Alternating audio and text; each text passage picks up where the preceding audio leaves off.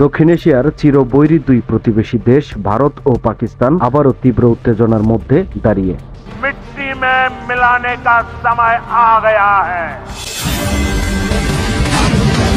দীর্ঘদিন ধরে কাশ্মীর ইস্যুতে বৈরিতা থাকলেও সম্প্রতি জম্মু কাশ্মীরের পেহেলগ্রামে একটি পর্যটন এলাকায় সন্ত্রাসী হামলার ঘটনার পর পরিস্থিতি আরও ভয়াবহ মোড় নিয়েছে। তবে নয়াদিল্লির দাবি, এই হামলার সঙ্গে পরোক্ষভাবে জড়িত পাকিস্তানের ইসলামাবাদ।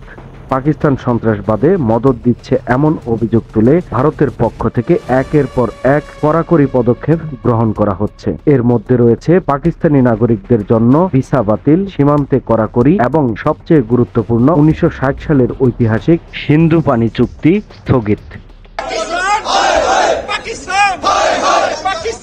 এই পদক্ষেপকে কেন্দ্র করেই পাকিস্তানের পক্ষ থেকে দেওয়া হয়েছে যুদ্ধের হুমকি। ইসলামাবাদের প্রধানমন্ত্রীর কার্যালয় থেকে প্রকাশিত এক বিবৃতিতে বলা হয়, যদি ভারত সিন্ধু নদীর প্রবাহ বন্ধের চেষ্টা করে তবে তা যুদ্ধের উস্কানি হিসেবে বিবেচিত হবে এবং পাকিস্তান জাতীয় শক্তির পূর্ণ সক্ষমতা দিয়ে এর জবাব দেবে।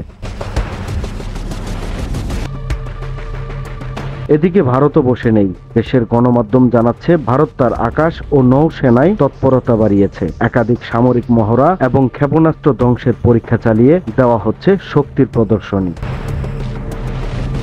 এই অবস্থাকে ঘিরে আবারও ছড়িয়েছে যুদ্ধের শঙ্কা। সামাজিক যোগাযোগ মাধ্যম এবং বিশেষজ্ঞ মহলে চলছে জোরালো আলোচনা। যুদ্ধ হলে কে জিতবে, কার কাছে কি অস্ত্র আছে, পরমাণু সংঘাতের আশঙ্কা কতটুকু।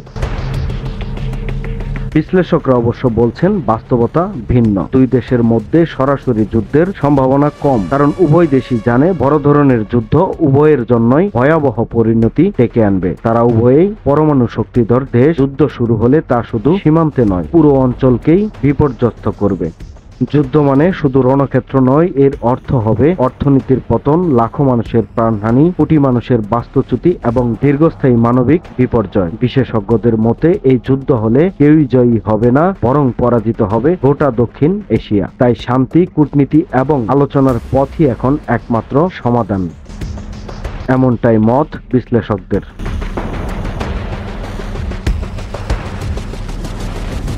সময়ের কলম, নিউজ ডেস্ক।